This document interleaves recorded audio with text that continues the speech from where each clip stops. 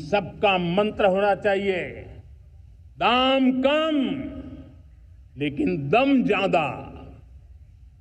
हमारी हर प्रोडक्ट का दम ज्यादा हो लेकिन दाम कम हो, इस भाव को लेकर के हमें आगे बढ़ना है। मेरे प्यारे देशवासियों, आजादी के लिए अनगिनत लोगों ने बलिदान दिए हैं।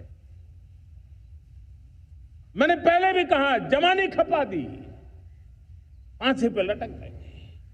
क्यों? स्वतंत्र भारत के लिए। 75-100 साल पहले का वो कालखंड याद कीजिए। पूरा देश स्वतंत्र भारत के मंत्र को लेकर के जीता था। आज समय की मांग है, स्वतंत्र भारत का मंत्र लेकर के जीने वालों ने हमें स्वतंत्र भारत दिया। आज 140 करोड़ देशवासियों का एक ही मंत्र होना चाहिए, समृद्ध भारत। अगर कोटि कोटि लोगों के बलिदान से स्वतंत्र भारत हो सकता है, तो कोटि कोटि लोगों के संकल्प से, पुरुषार्थ से, आत्मनिर्भर बनने से, वोकल फॉर लोकल की बात करने से, स्वदेशी का मंत्र को जापने से समृद्ध भारत भी बन सकता है। वो पीढ़ी स्वतंत्र भारत के लिए खप गई थी, ये पीढ़ी समृद्ध भारत के लिए नए कदम उठाए, यही समय की मांग है। और इसलिए मैं आज बार बार आग्रह करता हूं और मैं देश के सभी इन्फ्लुएंसर्स को कहना चाहता हूं, इस मंत्र को आगे बढ़ाने में मेरी मदद कीजिए। मैं सभी राजनीतिक दलों को, राजनेताओं को सबसे कहता हूं कि आइए, ये किसी राजनीतिक दल का एजेंडा नहीं है, भारत हम सबका है। हम मिलकर के वोकल फॉर लोकल, उस मंत्र को हर नागरिक के जीवन का मंत्र बनाएं। भारत में बनी हुई, भारत के नागरिकों के पसीने से बनी हुई वो चीजें जिसमें भारत की मिट्टी की महक हो और जो भारत के आत्मनिर्भर के संकल्प को ताकत देता हो, हम उसी को खरीदेंगे, हम उसी का उपयोग करेंगे। हम उस दिशा में आगे आए, यह हमारा सामूहिक संकल्प हो। देखते ही देखते हम दुनिया बदल देंगे दोस्तों। मैं आज हर छोटे मोटे व्यापारी को, दुकानदार से आग्रह करना चाहता हूं, आपकी भी जिम्मेवारी है। हम छोटे थे, हमने कभी बाजार में देखा नहीं था कि शुद्ध घी की दुकान, ऐसे ही लिखा जाता था घी की दुकान। लेकिन समय रहते लोग लिखने लगे शुद्ध घी की दुकान। मैं चाहता हूं देश में ऐसे व्यापारी आगे आए, ऐसे दुकानदार आए कि हाँ, स्वदेशी माल बिकता है, वो बोर्ड लगा रहे हैं। हम स्वदेशी का गर्व करने लगे। हम स्वदेशी मजबूरी में नहीं, मजबूती के साथ उपयोग करेंगे, मजबूती के लिए उपयोग करेंगे और जरूरत पड़ी तो औरों को मजबूर करने के लिए उपयोग करेंगे। ये हमारी ताकत होनी चाहिए, ये हमारा मंत्र होना चाहिए। मेरे प्यारे देशवासियों,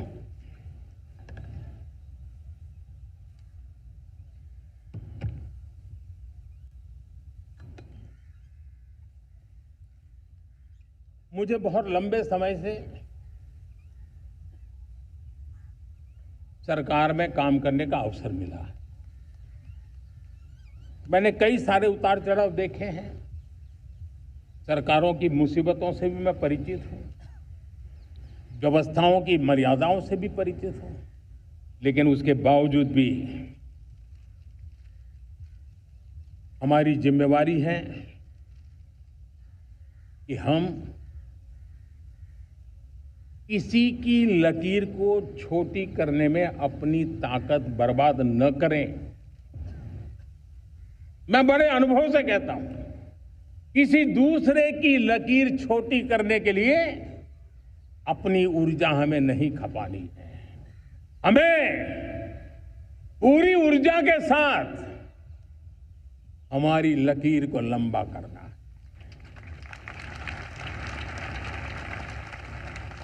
हम अगर अपनी लकीर लंबी करते हैं तो दुनिया भी हमारा लोहा मानेगी। आज जब वैश्विक परिस्थितियों में आर्थिक स्वार्थ दिनों दिन बढ़ रहा है, तब समय की मांग है कि हम उन संकटों के रोते बैठने की जरूरत नहीं है। हिम्मत के साथ हम अपनी लकीर को लंबी करें। और मैं 25 साल के शासन के अनुभव से कह सकता हूं, अगर ये रास्ता हमने चुन लिया, हर किसी ने चुन लिया, तो फिर कोई स्वार्थ हमें अपनी चंगुल में नहीं फंसा सकता है। मेरे प्यारे देशवासियों, बीता दशक रिफॉर्म, परफॉर्म, ट्रांसफॉर्म कर रहा है, लेकिन अब हमें और नई ताकत से जुड़ना है। पिछले दिनों हमने कई रिफॉर्म्स किए, एफडीआई हो, इंश्योरेंस कंपनी की बात हो, विश्व की यूनिवर्सिटीज को भारत के अंदर स्थान देने की बात हो, कई रिफॉर्म्स किए हैं। 40,000 से ज्यादा अनावश्यक कंप्लायंसेस को हमने खत्म किया है। इतना ही नहीं, 1500 से अधिक पुराने कानून जो बाबा आदम के जमाने के थे, उन सबको हमने खत्म कर दिया है। हमने दर्जनों कानूनों को सरल करने के लिए संसद में जाकर के जनता के हितों को सर्वोपरि रख करके बदलाव किए हैं। इस बार भी हो हल्ला के बीच लोगों तक बात पहुंची नहीं होगी, लेकिन एक बहुत बड़ा रिफॉर्म इनकम टैक्स एक्ट में हुआ है। करीब 280 से ज्यादा धाराएं हमने समाप्त करने का निर्णय किया है। और साथियों, सिर्फ आर्थिक मोर्चे पर ही रिफॉर्म नहीं, हमने नागरिक के जीवन को भी आसान बनाने के लिए रिफॉर्म किए। इनकम टैक्स रिफंड की बात हो, रिफॉर्म का परिणाम है। फेसलेस असेसमेंट की बात हो, रिफॉर्म का परिणाम है। 12 लाख तक आज इनकम टैक्स से मुक्ति दे देना, देश का जो भविष्य बनाने में उत्सुक है ऐसा मेरा मध्यम वर्ग का परिवार आज खुला नहीं समा रहा है। कभी किसी ने सोचा नहीं था कि 12 लाख रुपए तक का इनकम टैक्स पर जीरो कर दिया जाएगा। आज कर लिया है। जब देश का सामर्थ्य बढ़ता है तो देशवासियों को लाभ मिलता है। अंग्रेजों के जमाने से दंड संहिता में हम दबे पड़े थे, दंड का भय दिखा करके जीवन चल रहा था। 75 साल आजादी के ऐसे ही गए। हमने दंड संहिता को खत्म कर दिया, न्याय संहिता को ले आए हैं। न्याय संहिता में भारत के नागरिक के प्रति विश्वास का भाव है। भारत के नागरिक के अंदर अपनेपन का भाव है, संवेदनशीलताओं से भरा हुआ है। हमने रिफॉर्म की यात्रा को तेज करने के लिए बीड़ा उठाया। हम बहुत तेजी से आगे बढ़ना चाहते हैं। मैं चाहता हूं देशवासियों, देश के लिए कर रहा हूं, मैं मेरे लिए नहीं कर रहा हूं, किसी का बुरा करने के लिए नहीं कर रहा हूं। मेरे राजनीतिक दल, मेरे प्रतिस्पर्धी साथी भी देश की उज्जवल भविष्य के लिए आगे आए, हमारा साथ दें। स्ट्रक्चरल रिफॉर्म्स की बात हो, रेगुलेटरी रिफॉर्म्स की बात हो, पॉलिसी रिफॉर्म की चर्चा हो, प्रोसेस रिफॉर्म की चर्चा हो, प्रोसीड्यूरल रिफॉर्म्स करने की जरूरत हो, हर प्रकार के रिफॉर्म्स ये आज हमने मकसद बना करके चले हैं। और मेरे प्यारे देशवासियों, नेक्स्ट जनरेशन रिफॉर्म्स के लिए हमें एक टास्क फोर्स गठित करने का निर्णय किया है। ये टास्क फोर्स समय सीमा में इस काम को पूरा करे, वर्तमान नियम, कानून, नीतियां, रीतियां 21वीं सदी के अनुकूल, वैश्विक वातावरण में अनुकूल और भारत को 2047 में विकसित राष्ट्र बनाने के संदर्भ में नए सिरे से तैयार हो और उसका समय सीमा में अपना कार्य पूरा करने के लिए इस टास्क फोर्स की रचना की है। साथियों, ये रिफॉर्म के कारण जो नए लोग अपना भविष्य बनाने चाहते हैं उनको तो हिम्मत मिलेगी। हमारे स्टार्टअप्स हो, हमारे लघु उद्योग हो, हमारे गृह उद्योग हो, उन लोग उद्यमियों को उनकी कंप्लायंस कॉस्ट बहुत कम हो जाएगी और उसके कारण उनको एक नई ताकत मिलेगी। जो एक्सपोर्ट की दुनिया में उनको लॉजिस्टिक सपोर्ट के कारण, व्यवस्थाओं में बदलाव के कारण उनको एक बहुत बड़ी ताकत मिलेगी। साथियों, ऐसे ऐसे कानून है हमारे देश में, छोटी छोटी चीजों के लिए जेल में डालने के कानून है। आप हैरान हो जाएंगे, किसी ने नजर नहीं दौड़ाई। मैं पीछे लगा हूं, ये मेरे देश के नागरिकों को जेल में बंद करने वाले जो अनावश्यक कानून है वो खत्म होने चाहिए। हम संसद में पहले भी बिल लाए थे, इस बार भी लेके आए हैं। साथियों, इस दिवाली में आपकी डबल दिवाली का काम मैं करने वाला हूं। इस दिवाली में आपको एक बहुत बड़ा तोहफा देशवासियों को मिलने वाला है। पिछले 8 साल से हमने जीएसटी का बहुत बड़ा रिफॉर्म किया। पूरे देश में टैक्स के बर्डन को कम किया, टैक्स की व्यवस्थाओं को सरल किया और 8 साल के बाद समय की मांग है कि हम एक बार उसको रिव्यू करें। हमने एक हाई पावर कमेटी को बिठा करके रिव्यू शुरू किया, राज्यों से भी विचार विमर्श किया और मेरे प्यारे देशवासियों, हम नेक्स्ट जनरेशन जीएसटी रिफॉर्म्स लेकर के आ रहे हैं। ये दिवाली के अंदर आपके लिए तोहफा बन जाएंगे। सामान्य मानवीय की जरूरतों के टैक्स भारी मात्रा में कम कर दिए जाएंगे, बहुत बड़ी सुविधा बढ़ेगी। हमारे एमएसएमई, हमारे लघु उद्यमी, इनको बहुत बड़ा लाभ मिलेगा। रोजमर्रा की चीजें बहुत सस्ती हो जाएगी और उससे इकोनॉमी को भी एक नया बल मिलने वाला है। मेरे प्यारे देशवासियों, आज देश तीसरी बड़ी इकोनॉमी बनने के लिए समय तेज गति से आगे बढ़ रहा है।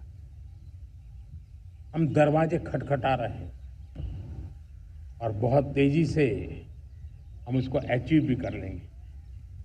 और कोई तो दिन होगा मैं आपके बीच आकर के लाल किले की प्राचीर से ये खबर भी सुनाऊंगा।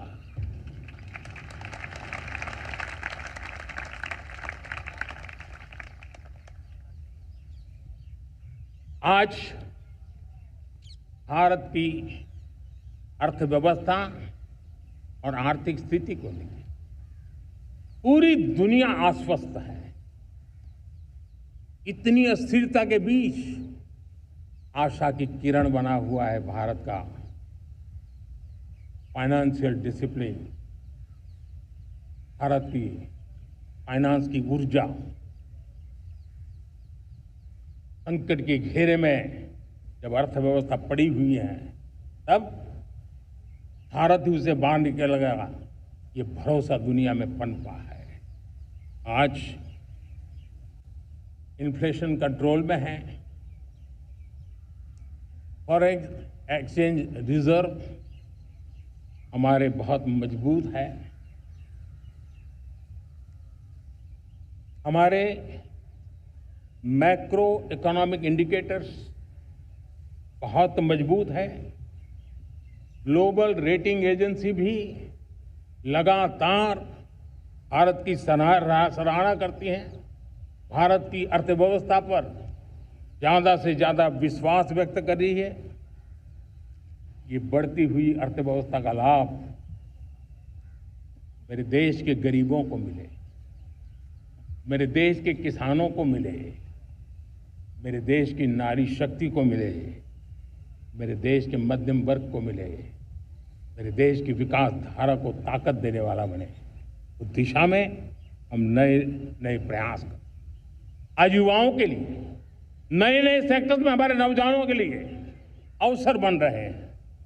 स्किल डेवलपमेंट, स्वरोजगार, बड़ी बड़ी कंपनियों में इंटर्नशिप, इस पर एक बहुत बड़े स्तर पर अभियान चल रहा है। और इसलिए देश के नौजवानों, आज मैं आपके लिए भी एक खुश खबर लेकर के आया। मेरे देश के नौजवानों के लिए आया। आज 15 अगस्त है। आज 15 अगस्त के ही दिन मेरे देश के युवाओं के लिए 1 लाख करोड़ रुपए की योजना हम चालू कर रहे हैं, लागू कर रहे हैं। आज से प्रधानमंत्री विकसित भारत रोजगार योजना आज ही 15 अगस्त को लागू हो रही है। ये आपके लिए बहुत खुशखबरी है। इस योजना के तहत निजी क्षेत्र में पहली नौकरी पाने वाले नौजवान को, बेटे बेटी को 15,000 रुपया सरकार की तरफ से दिए जाएंगे। कंपनियों को भी नए रोजगार देने के अवसर जो भी ज्यादा जुटाएगा, उनको भी प्रोत्साहन राशि दी जाएगी। प्रधानमंत्री विकसित भारत रोजगार योजना करीब करीब 3.5 करोड़ नौजवानों को रोजगार के नए अवसर बनाएगी। मैं सभी नौजवानों को इसके लिए बहुत बहुत बधाई देता हूं। मेरे प्यारे देशवासियों, आज भारत में नारी शक्ति का लोहा हर कोई मानने लगा।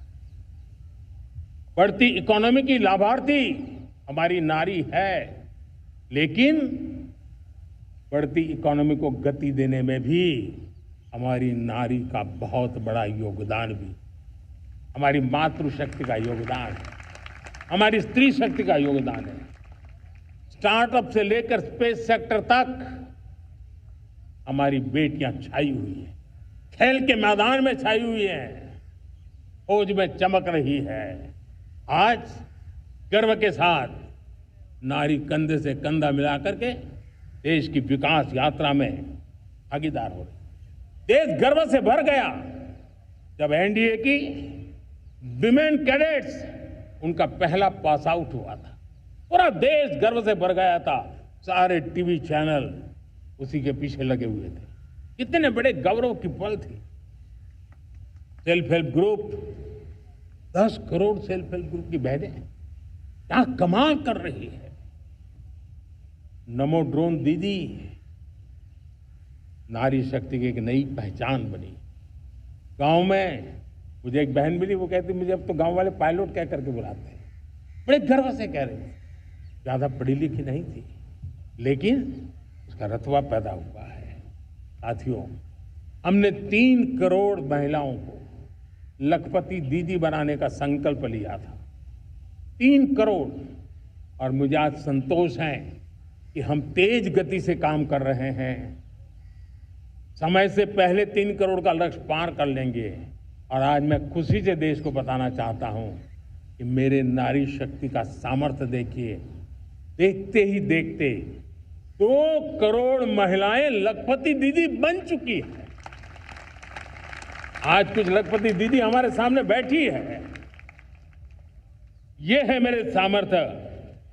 और मेरा विश्वास है दोस्तों, भारत की विकास यात्रा में उनकी भागीदारी बढ़ने वाली। मेरे प्यारे देशवासियों, मेरे देश के किसानों का भारत की अर्थव्यवस्था में बहुत बड़ा योगदान है। भारत के किसानों की मेहनत रंग ला रही है।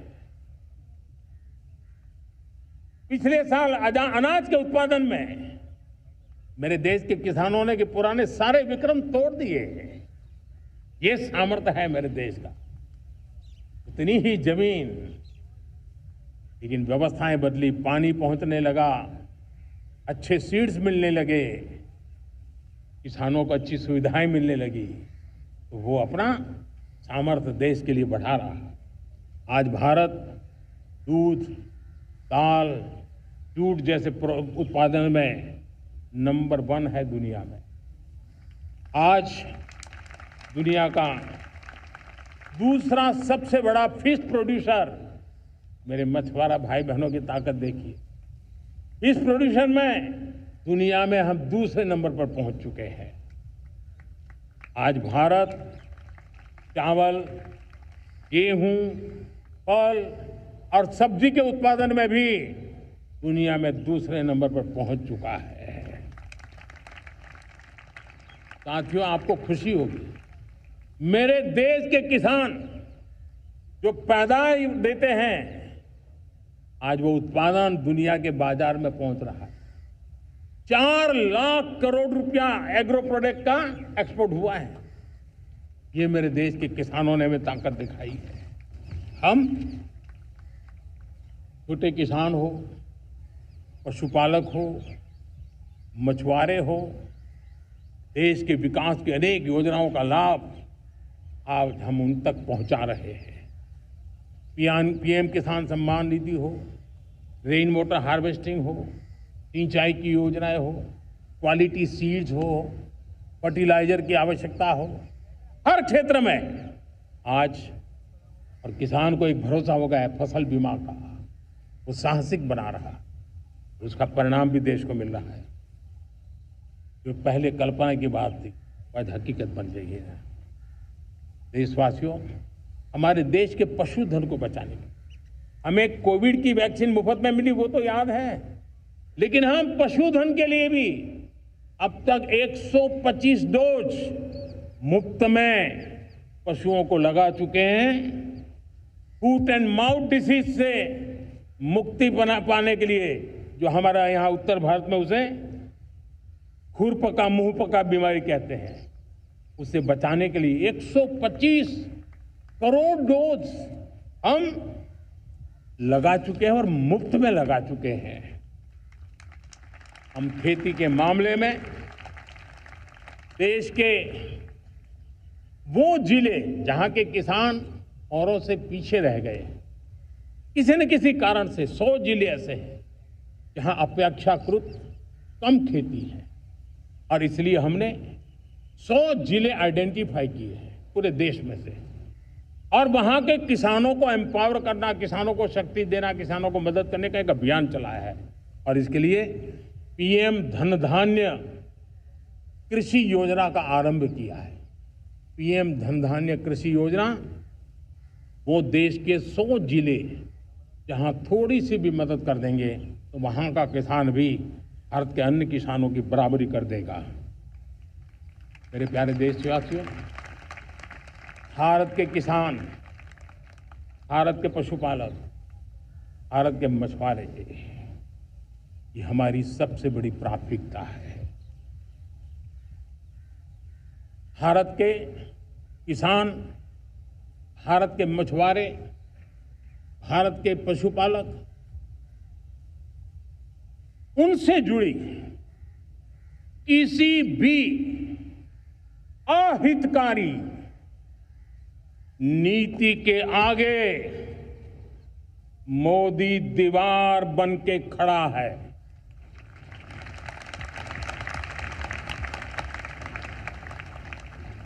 भारत अपने किसानों, अपने पशुपालकों, अपने मछुआरों के संबंध में कभी भी कोई समझौता नहीं स्वीकार करेगा।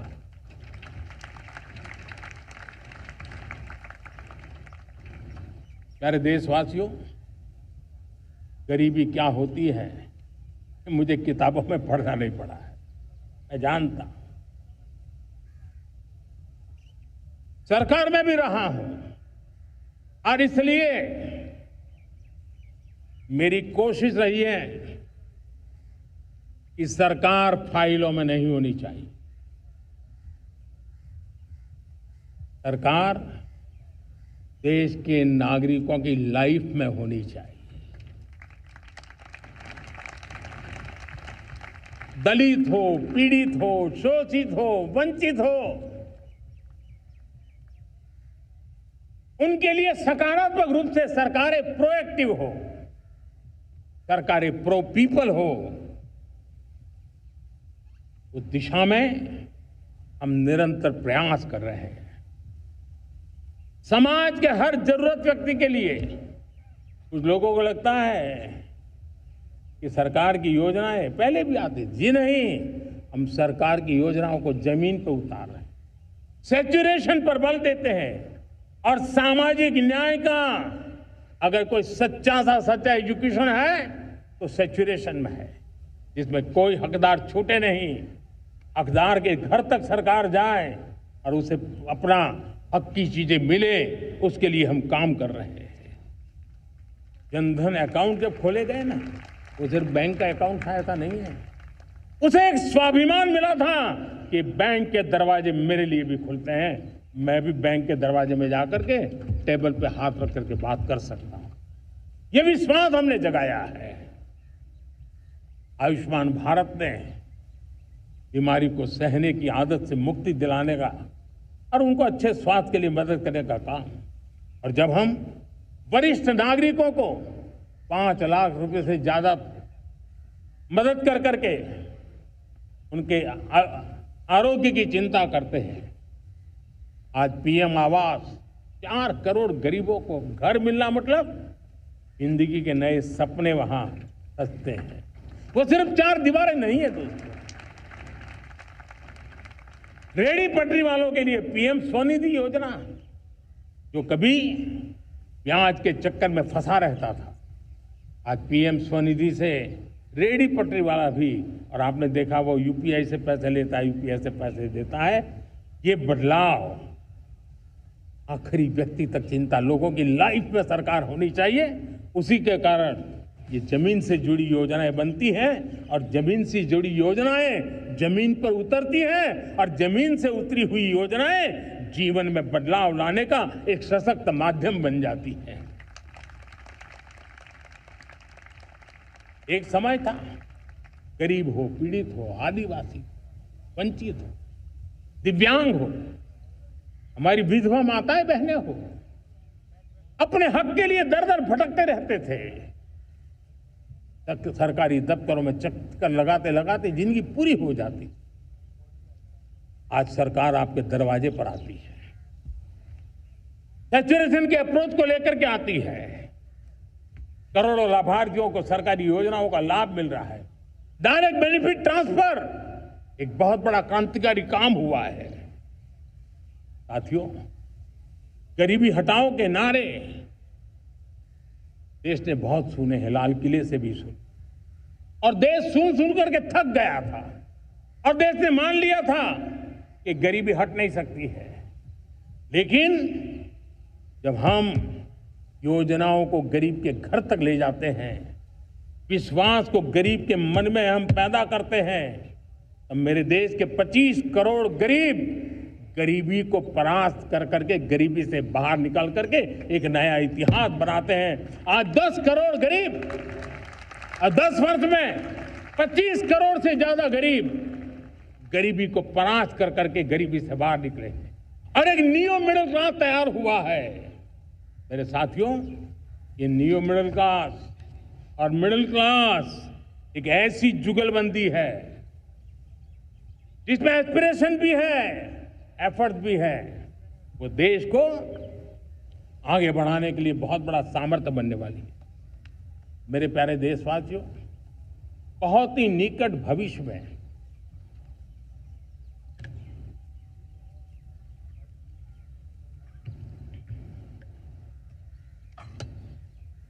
मेरे प्यारे देशवासियों, बहुत ही निकट भविष्य में महान समाज सुधारक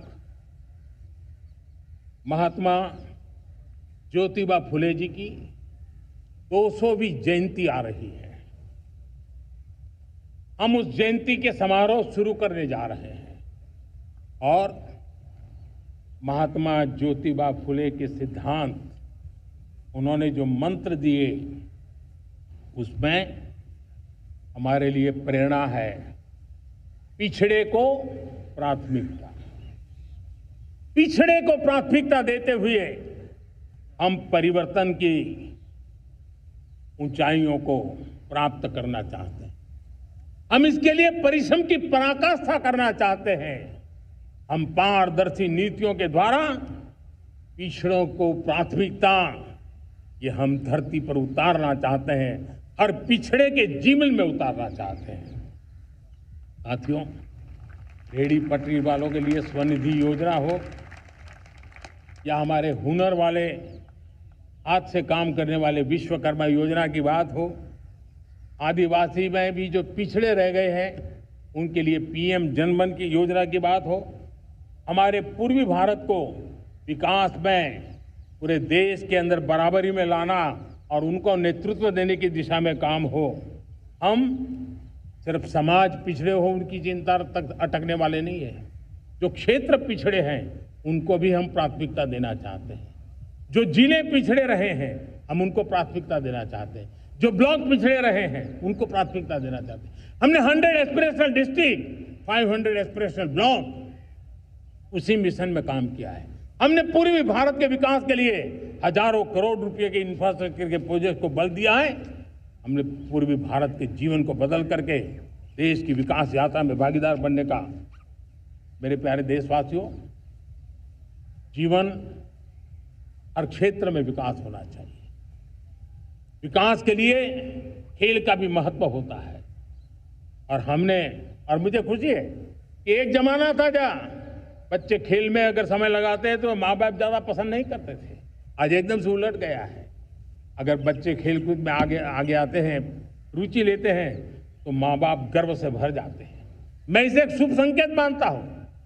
मेरे देश के परिवार के अंदर खेल को प्रोत्साहन का वातावरण मैं देखता हूं, मेरा मन गर्व से भर जाता है। मैं इसे देश के भविष्य के लिए बहुत शुभ संकेत मानता हूं। और साथियों, इस खेल को बढ़ावा देने के लिए हमने नेशनल स्पोर्ट्स पॉलिसी कई दशकों के बाद हम देश में खेलो भारत नीति को लेकर के आए हैं, ताकि एक खेल जगत का सर्वांगीण विकास का प्रयास हो। स्कूल से लेकर के ओलंपिक तक हम एक पूरा इकोसिस्टम डेवलप करना चाहते हैं। चाहे कोचिंग की व्यवस्था हो, फिटनेस की बात हो, खेल के मैदान हो, खेल की व्यवस्थाएं हो, खेल के लिए आवश्यक साधन हो, लघु उद्योगों को भी खेल के साधन बनाने में मदद करने की बात हो। यानी एक प्रकार से पूरा इकोसिस्टम हम दूर दराज के बच्चों तक पहुंचाना चाहते हैं। लेकिन साथियों, जब मैं फिटनेस की बात करता हूं, जब मैं खेलकूद की बात करता हूं, तो मैं एक चिंता भी आपके सामने रखना चाहता हूं। हमारे देश के हर परिवार को चिंता करनी चाहिए। मोटापा हमारे देश के लिए बहुत बड़ा संकट बनता जा रहा है। आने वाले वर्षों में लोग, जो पंडित लोग हैं वो कहते हैं, जो जानकार लोग कहते हैं, हर तीसरे व्यक्ति में एक व्यक्ति मोटापे का शिकार होगा। हमें मोटापे से बचना है, ओबेसिटी से बचना है। और इसलिए मैंने बाकी सब करना पड़ेगा, लेकिन एक छोटा सा सुझाव दिया था कि परिवार तय करे कि जब खाने का तेल घर में आएगा 10% कम ही आएगा और 10% कम ही उपयोग करेंगे, और हम ओबेसिटी के खिलाफ लड़ाई को जीतने की दिशा में हम अपना योगदान देंगे।